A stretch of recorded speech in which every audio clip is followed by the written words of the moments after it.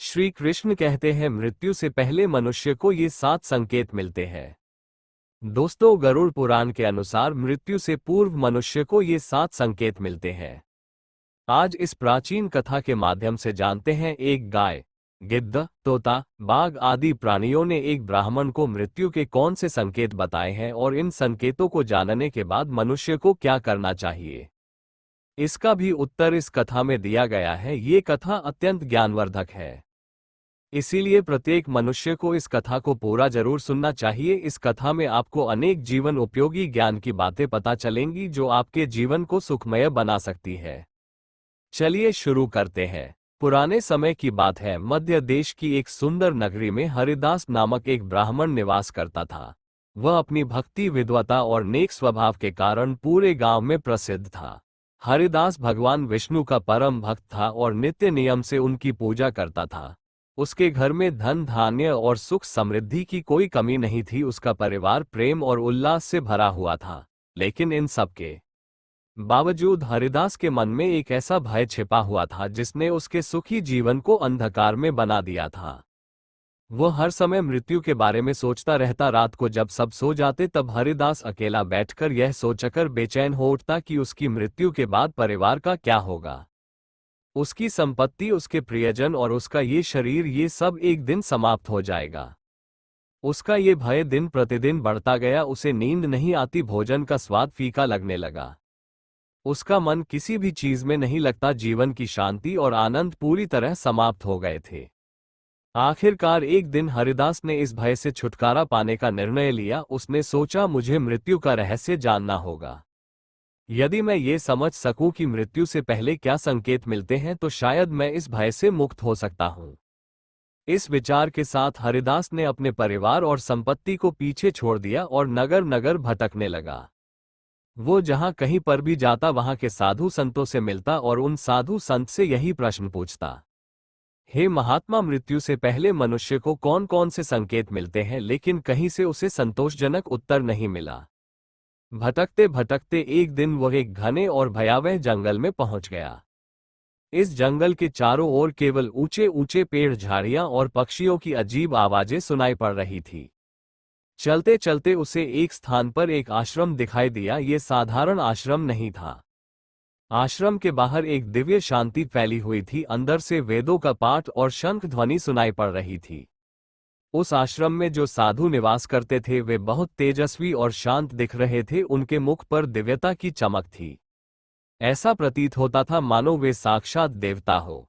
हरिदास ने आश्रम में प्रवेश किया और साधु को प्रणाम करते हुए कहा, हे साधु महात्मा, मैं एक समस्या लेकर आया हूं। कृपया मेरी सहायता कीजिए। साधु ने शांति से उत्तर दिया, हे ब्राह्मण, बताओ तुम्हारी समस्या क्या है। तुम इतने चिंतित और थके हुए क्यों दिख रहे हो। हरिदास ने हाथ जोड़कर कहना शुरू किया, हे साधु महाराज, मैं मृत्यु के भय से अत्यधिक परेशान हूं। इस भय के कारण मुझे ना नींद आती है, ना भोजन अच्छा लगता है। मैं दिन रात केवल मृत्यु के बारे में ही सोचता हूं। साधु ने गंभीर स्वर में पूछा, मृत्यु का भय क्यों? क्या तुम ये जानना चाहते हो कि मृत्यु कब होगी और कैसे होगी? हरिदास ने उत्तर दिया, हाँ महाराज, मैं ये जानना चाहता हूं कि मनुष्य को मृत्यु से पहले कौन कौन से संकेत मिलते हैं। मैं ये समझना चाहता हूं ताकि इस भय से मुक्त हो सकूं। साधु ने हरिदास की बात ध्यान से सुनी और फिर कहा, हे ब्राह्मण, मृत्यु का रहस्य जानने के लिए तुम्हें इस जंगल में गहराई तक जाना होगा। इस जंगल में जो भी पशु, पक्षी या कोई विचित्र चीज मिले उनसे मृत्यु के विषय में पूछो। ये सभी तुम्हें मृत्यु से पहले मिलने वाले संकेतों के बारे में बताएंगे। लेकिन याद रखना, वे तुमसे पहले एक पहेली पूछेंगे। यदि तुम उनकी पहेली का सही उत्तर दोगे तो ही वे तुम्हें मृत्यु का संकेत बताएंगे। हरिदास ने साधु की बात सुनकर उन्हें प्रणाम किया और कहा, ठीक है साधु महाराज, अगर इससे मुझे मेरे प्रश्नों का उत्तर मिलता है तो मैं अवश्य इस वन में जाऊंगा। साधु ने उसे आशीर्वाद देते हुए कहा, जाओ और ध्यान रखना कि यह यात्रा तुम्हारे लिए केवल मृत्यु का नहीं बल्कि जीवन का भी उजागर करेगी। फिर हरिदास साधु के निर्देशानुसार जंगल में चला गया। वह जंगल बेहद भयानक था। बड़े बड़े पेड़ जिनकी शाखाएं मानो आकाश को छू रही थी, चारों ओर फैले हुए थे। हरियाली के बीच डरावनी चुप्पी थी। जंगली जानवरों की आवाजें वातावरण को और भयावह बना रही थी। हरिदास भयानक जंगल में धीरे धीरे आगे बढ़ रहा था। चारों ओर ऊंचे ऊंचे पेड़ों का सघन घेरा था। चलते चलते उसकी नजर एक विशाल काय पेड़ पर पड़ी। यह कोई साधारण पेड़ नहीं था, उसकी शाखाएं किसी राजा के मुकुट की तरह फैली हुई थी और तना इतना मोटा था कि उसे चार लोग मिलकर भी घेर नहीं सकते थे। पेड़ के चारों ओर एक रहस्यमयी आभा थी। ऐसा प्रतीत हो रहा था जैसे वह पेड़ उसे देख रहा हो। जैसे ही हरिदास पेड़ के पास पहुंचा, पेड़ की गहरी धीमी आवाज गूंजी, हे ब्राह्मण, तुम कौन हो और इस भयानक वन में क्यों आए हो? तुम्हें किसने यहाँ पर भेजा है? सब कुछ सच सच बताओ। हरिदास ने दोनों हाथ जोड़कर विनम्रता से कहा, हे महाव, मैं मृत्यु के रहस्य को जानने के लिए यहाँ आया हूँ। मुझे ये जानना है कि मृत्यु से पहले कौन कौन से संकेत मिलते हैं। क्या आप मेरी सहायता कर सकते हैं? पेड़ ने धीरे धीरे अपना असली रूप धारण किया। उस महावृक्ष का विशाल काय मुख प्रकट हुआ। उसका मुख मनुष्य की भांति दिखा देने लगा। उस वृक्ष का वो अद्भुत रूप देखकर हरिदास भयभीत होकर उस वृक्ष की ओर घूरने लगा। तभी पेड़ ने अपनी आवाज को और गंभीर करते हुए कहा, हे ब्राह्मण, मैं तुम्हारी सहायता कर सकता हूं, लेकिन पहले तुम्हें मेरी पहेली का उत्तर देना होगा। यदि तुम सही उत्तर दोगे तो मैं तुम्हें मृत्यु से पूर्व मिलने वाला पहला संकेत बताऊंगा। हरिदास ने आत्मविश्वास से कहा, हे वृक्ष, पूछिए, आपकी जो भी पहेली है उसका उत्तर देने के लिए मैं अपनी पूरी कोशिश करूंगा। पेड़ ने थोड़ी देर चुप्पी साधी और फिर अपनी पहेली पूछी, हे ब्राह्मण, कौन है वो जो बिना पंखों के उड़ता है, बिना पैरों के चलता है और बिना जीभ के बोलता है? हरिदास ने कुछ देर गहन विचार किया। उसने चारों ओर देखना शुरू किया। उसका ध्यान उस समय बह रही ठंडी हवा पर गया। कुछ क्षणों बाद उसने मुस्कुराते हुए उत्तर दिया, हे महावृक्ष, ये तो हवा है। पेड़ अचानक हंस पड़ा। उसकी हंसी जंगल में गूंज उठी। उसने कहा, तुमने सही उत्तर दिया। हे ब्राह्मण, अब सुनो, मृत्यु का पहला संकेत यह है जब व्यक्ति के शरीर की ऊर्जा क्षीण होने लगे और वो हर समय थकान महसूस करे, तो समझो मृत्यु निकट है। ये संकेत तुम्हें आत्मिक और शारीरिक रूप से सावधान करने के लिए है। हरिदास ने पेड़ को प्रणाम किया और कहा, हे महावृक्ष, मैं आपके ज्ञान के लिए हृदय से आभारी हूं। आपने प्रश्न का उत्तर दिया, मुझे मृत्यु के पहले संकेत के बारे में बताया। मैं इसे याद रखूंगा। पेड़ ने शांत स्वर में कहा, जाओ आगे बढ़ो, तुम्हें और भी संकेत मिलेंगे। याद रखना, जीवन और मृत्यु एक चक्र है, इसे समझना ही तुम्हारा उद्देश्य है। हरिदास ने पेड़ का धन्यवाद किया और आगे की यात्रा पर निकल पड़ा। उसके मन में अब और अधिक उत्सुकता थी कि वह आने वाले संकेतों को जाने और समझे। हरिदास जंगल में बोलने वाले पेड़ से पहला संकेत जानने के बाद और आगे बढ़ा। रास्ता और अधिक भयावह और चुनौतीपूर्ण हो गया था। पेड़ों की शाखाएं आपस में उलझी हुई थी और झाड़ियों से अजीब आवाजें आ रही थी। चलते चलते अचानक उसकी नजर एक विशाल गिद्ध पर पड़ी जो एक सूखे पेड़ की डाल पर बैठा था। गिद्ध का आकार साधारण पक्षियों से कई गुना बड़ा था। उसकी आंखें चमक रही थी मानो वो सब कुछ देख सकता हो। उसकी चोंच और पंख इतने तेजस्वी थे कि एक क्षण के लिए हरिदास को भय का अनुभव हुआ, लेकिन उसने साहस बटोरकर गिद्ध को प्रणाम किया। जैसे ही हरिदास उसके पास पहुंचा, गिद्ध ने गहरी और तीखी आवाज में पूछा, हे मनुष्य, तुम कौन हो और इस घने जंगल में क्या कर रहे हो? हरिदास ने हाथ जोड़कर विनम्रता से कहा, हे गिद्ध, मैं एक साधारण ब्राह्मण हूं। मैं मृत्यु का रहस्य जानने के लिए भटक रहा हूं। मुझे मृत्यु से पूर्व मिलने वाले संकेतों के बारे में जानने की जिज्ञासा है। कृपया मेरी सहायता करें। गिद्ध ने अपनी पंखों को फैलाते हुए कहा, मैं तुम्हारी सहायता कर सकता हूं, लेकिन उसके लिए तुम्हें मेरी एक पहेली का उत्तर देना होगा। यदि तुम उत्तर सही दोगे तो मैं तुम्हें मृत्यु से पूर्व मिलने वाला एक महत्वपूर्ण संकेत बताऊंगा। हरिदास ने कहा, पूछिए हे महाज्ञानी गिद्ध, आपका जो भी सवाल है मैं उसका उत्तर देने की पूरी कोशिश करूंगा। गिद्ध ने अपनी तीव्र दृष्टि हरिदास पर टिकते हुए पूछा, हे मनुष्य, क्या है वो चीज जो पैदा होने के साथ ही हर पल घटती रहती है लेकिन कभी समाप्त नहीं होती? हरिदास ने थोड़ी देर विचार किया। उसने अपनी यात्रा, समय और जीवन के चक्र के बारे में सोचा। कुछ ही क्षणों बाद उसने उत्तर दिया, हे गिद्ध महाराज, इसका उत्तर समय है। समय हर पल कम होता है लेकिन यह अनंत है और कभी समाप्त नहीं होता। गिद्ध ने अपनी तीखी आवाज में हंसते हुए कहा, सही उत्तर दिया। हे ब्राह्मण, अब सुनो, मृत्यु का दूसरा संकेत यह है जब व्यक्ति की इंद्रियां जैसे सुनने और देखने की शक्ति कमजोर होने लगे तो समझो कि मृत्यु निकट है। हरिदास ने ध्यानपूर्वक गिद्ध की बात को सुना और गिद्ध को प्रणाम करते हुए कहा, हे महाज्ञानी गिद्ध, मैं आपके ज्ञान का आभारी हूँ। आपने मुझे मृत्यु के दूसरे संकेत के बारे में बताया जो मेरे लिए अत्यंत महत्वपूर्ण है।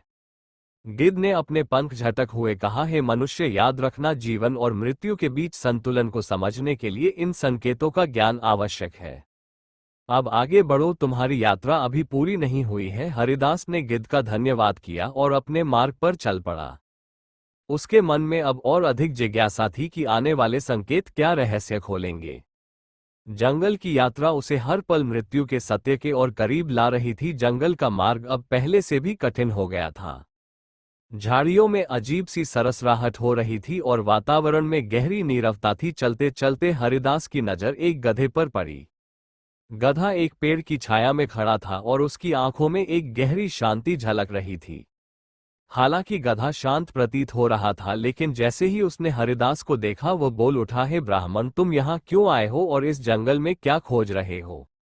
हरिदास ने हाथ जोड़कर गधे को प्रणाम किया और कहा, हे शांत चित्त गधे, मैं एक साधारण ब्राह्मण हूँ।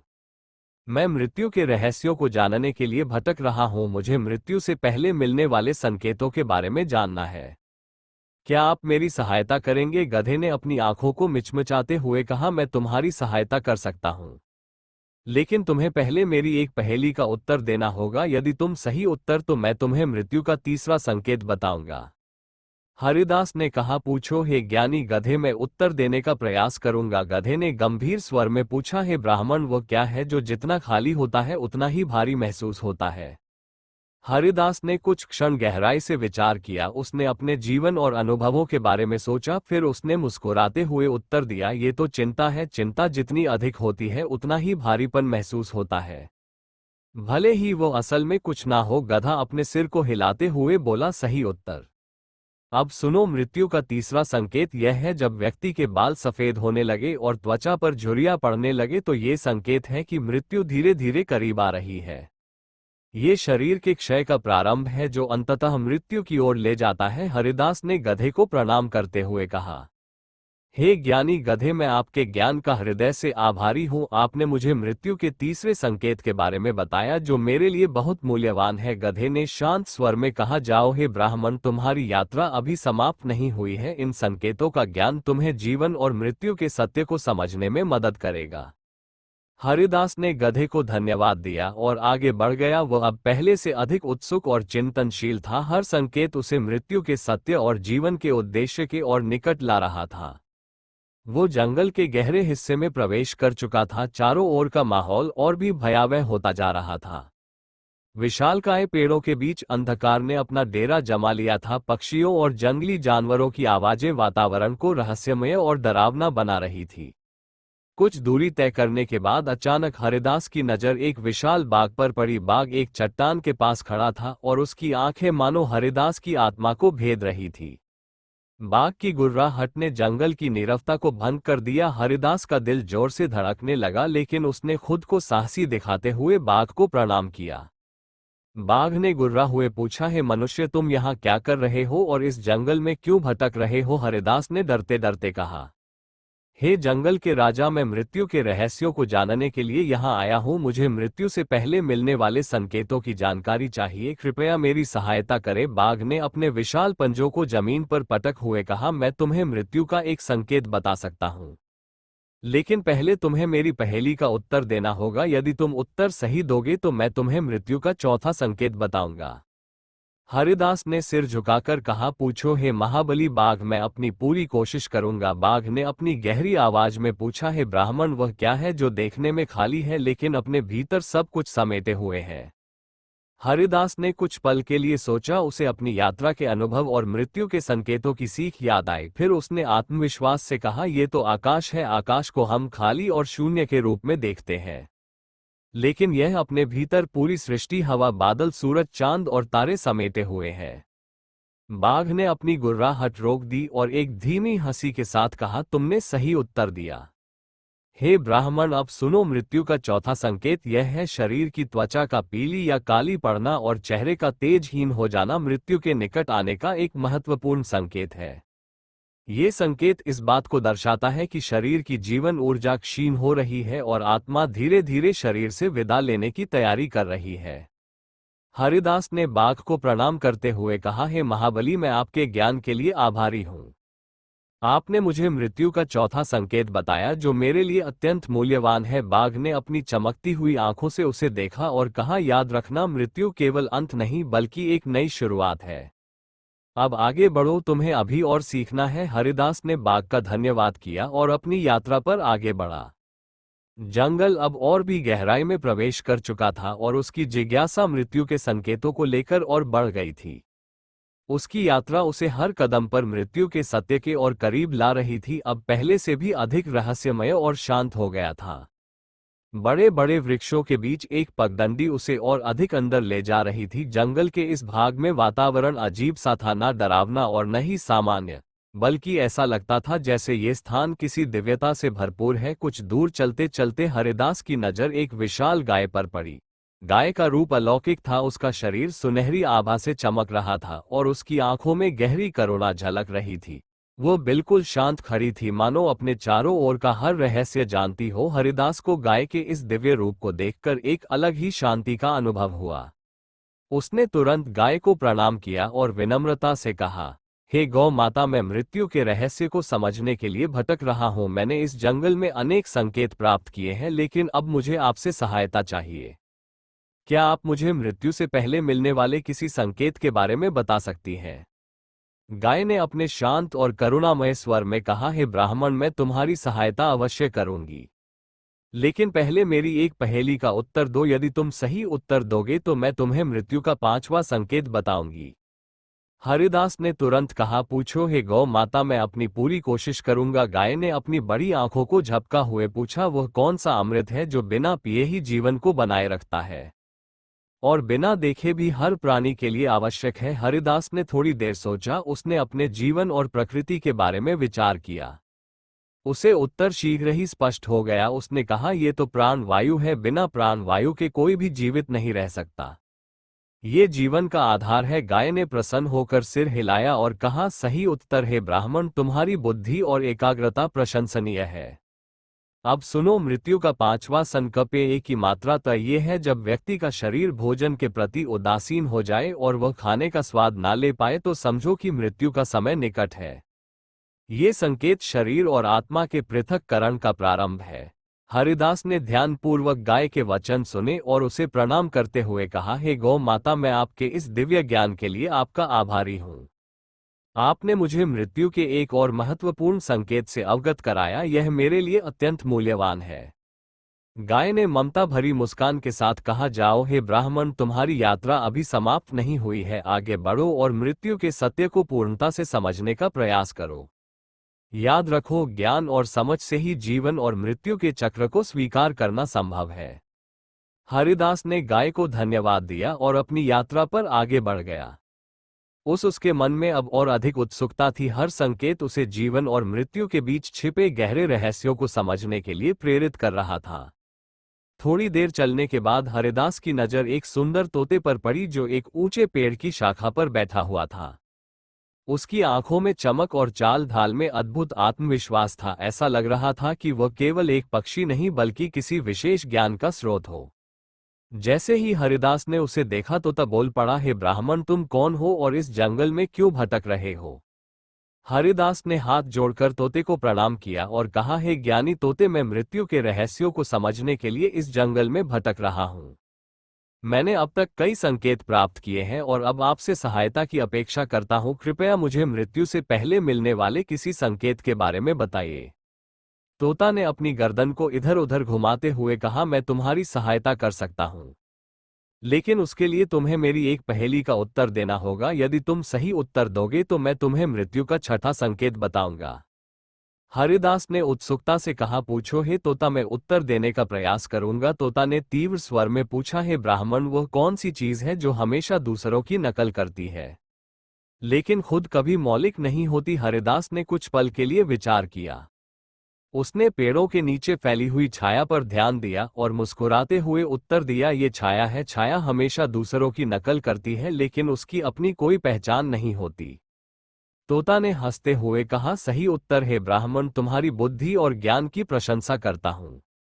अब सुनो, मृत्यु का छठा संकेत यह है जब व्यक्ति के सपने डरावने और विचित्र होने लगे और वह गहरी और शांत नींद ना ले पाए तो समझो मृत्यु निकट है।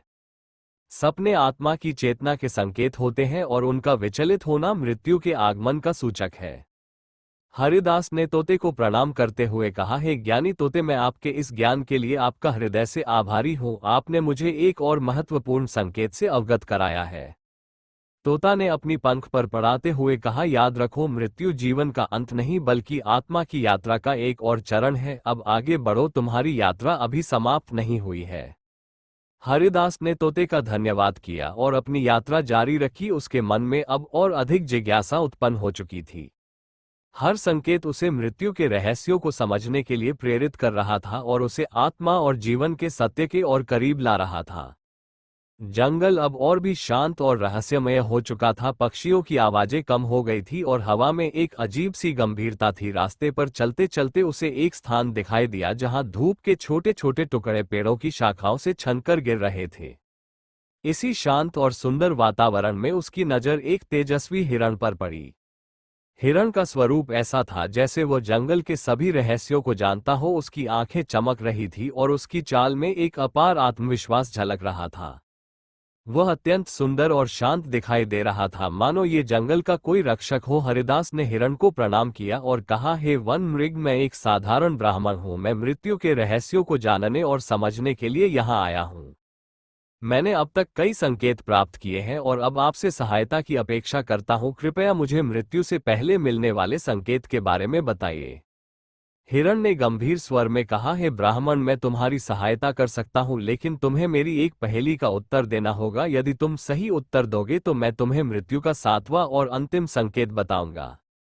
हरिदास ने आत्मविश्वास से कहा, पूछो हे वन मृग, मैं उत्तर देने की पूरी कोशिश करूंगा। हिरण ने अपनी चमकती आंखों से हरिदास की ओर देखा और पूछा, वह कौन सी चीज है जो बिना किसी रोक टोक के चलती रहती है लेकिन जिसका अंत हर किसी के लिए निश्चित है। हरिदास ने गहराई से सोचा। उसे अपने जीवन की यात्रा और अब तक मिले संकेत याद आए। उसने कुछ क्षण विचार किया और फिर आत्मविश्वास से उत्तर दिया, ये जीवन है। जीवन हमेशा चलता रहता है लेकिन अंत हर किसी के लिए निश्चित है। हिरण ने प्रसन्न होकर कहा, सही उत्तर दिया है ब्राह्मण। अब सुनो, मृत्यु का सातवां और अंतिम संकेत यह है, जब व्यक्ति की सांसें असामान्य हो जाए, वह भारी थकावट महसूस करे, व्यक्ति की सुनने और सूंघने की शक्ति कम हो जाती है, कानों में गूंज या अजीब आवाजें सुनाई देती हैं, उसकी दृष्टि भी क्षीण हो जाती है और उसे अपने आसपास खड़े लोग भी दिखाई नहीं देते हैं। तो यह मृत्यु का संकेत है। यह अंतिम संकेत है जो बताता है कि जीवन का अंत निकट है। हरिदास ने ध्यानपूर्वक हिरण के वचन सुने और उसे प्रणाम करते हुए कहा, हे ज्ञानी वन मृग, मैं आपके ज्ञान का हृदय से आभारी हूँ। आपने मुझे मृत्यु के अंतिम संकेत के बारे में बताया, यह मेरे लिए अत्यंत मूल्यवान है। हिरण ने शांत स्वर में कहा, याद रखना, मृत्यु केवल एक अंत नहीं बल्कि आत्मा की यात्रा का एक नया अध्याय है। अब तुम अपनी यात्रा पूरी कर चुके हो, लौट जाओ और इस ज्ञान का उपयोग अपने जीवन को समझने और जीने में करो। हरिदास ने हिरण का धन्यवाद किया और उसकी बुद्धिमत्ता की प्रशंसा करते हुए अपनी यात्रा समाप्त करने का निर्णय लिया। सातों संकेत जानने के बाद हरिदास ने साधु वचस्पति के आश्रम की ओर प्रस्थान किया। वह थका हुआ तो था लेकिन उसकी आत्मा ज्ञान और सत्य के प्रकाश से भर चुकी थी। जंगल का हर अनुभव, हर संकेत उसे जीवन के गहरे रहस्यों के करीब ले गया था। जंगल के प्रत्येक संकेत को समझा, मैंने हर प्राणी से सीखा और उनके द्वारा दिए गए सातों संकेतों को जाना। कृपया मुझे इन संकेतों का गूढ़ अर्थ समझाइए। साधु वचस्पति ने हरिदास की ओर शांत और गंभीर दृष्टि से देखा। उन्होंने कहा, हे ब्राह्मण, तुम्हारी यह यात्रा केवल मृत्यु को समझने की नहीं बल्कि जीवन को जानने की थी। जो संकेत तुम्हें मिले वे इस सत्य को प्रकट करते हैं कि जीवन नश्वर है।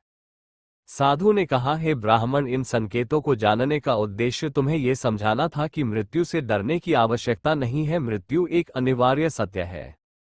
जो व्यक्ति धर्म, सत्य और भक्ति का पालन करता है वह न केवल मृत्यु को सहजता से स्वीकार करता है बल्कि मृत्यु के बाद आत्मा को शांति और मोक्ष भी प्राप्त करता है। मृत्यु का भय केवल उसे होता है जिसने अपने जीवन को व्यर्थ में बिताया हो। अच्छा जीवन जीने वाला व्यक्ति मृत्यु को डर के रूप में नहीं बल्कि एक नए प्रारंभ के रूप में देखता है। हरिदास ने साधु के चरणों में गिरकर कहा, है गुरुदेव, आपने मेरी आत्मा को इस अज्ञान के अंधकार से मुक्त कर दिया। अब मैं मृत्यु को न केवल स्वीकार करता हूँ बल्कि इसे जीवन के चक्र का आवश्यक हिस्सा मानता हूँ। मैं धर्म, सत्य और भक्ति के मार्ग पर चलने का संकल्प लेता हूँ। साधु ने उसे आशीर्वाद देते हुए कहा, जाओ ब्राह्मण, अब तुम्हारा जीवन शांति और संतोष से भरा होगा। अपनी इस समझ को दूसरों के साथ भी साझा करो ताकि वे भी मृत्यु के भय से मुक्त हो सके। हरिदास साधु वचस्पिया वो अब पूरी तरह से बदल चुका था। मृत्यु का भय जो उसे प्रतिदिन सताता था अब समाप्त हो गया था। वह जान चुका था कि मृत्यु केवल एक चरण है। धर्म, सत्य और भक्ति के मार्ग पर चलकर इसे सहजता से स्वीकार किया जा सकता है। अब वह अपने परिवार और समाज के साथ शांति और संतोष के साथ जीवन व्यतीत करने लगा। उसके के जीवन में अब न केवल आध्यात्मिकता का प्रकाश था बल्कि वह दूसरों को भी धर्म और सत्य के मार्ग पर चलने के लिए प्रेरित करने लगा। तो दोस्तों, ये कथा हमें सिखाती है कि मृत्यु से डरने की आवश्यकता नहीं है। जीवन को धर्म, सत्य और भक्ति के साथ जीना चाहिए। यही वास्तविक मोक्ष का मार्ग है। मृत्यु केवल अंत नहीं बल्कि आत्मा की अनंत यात्रा का एक नया अध्याय है। उम्मीद है आपको ये कथा पसंद आई होगी। वीडियो को लाइक जरूर करें और कमेंट में जय श्री कृष्ण अवश्य लिखें। साथ ही चैनल को सब्सक्राइब करें। आप सभी का धन्यवाद।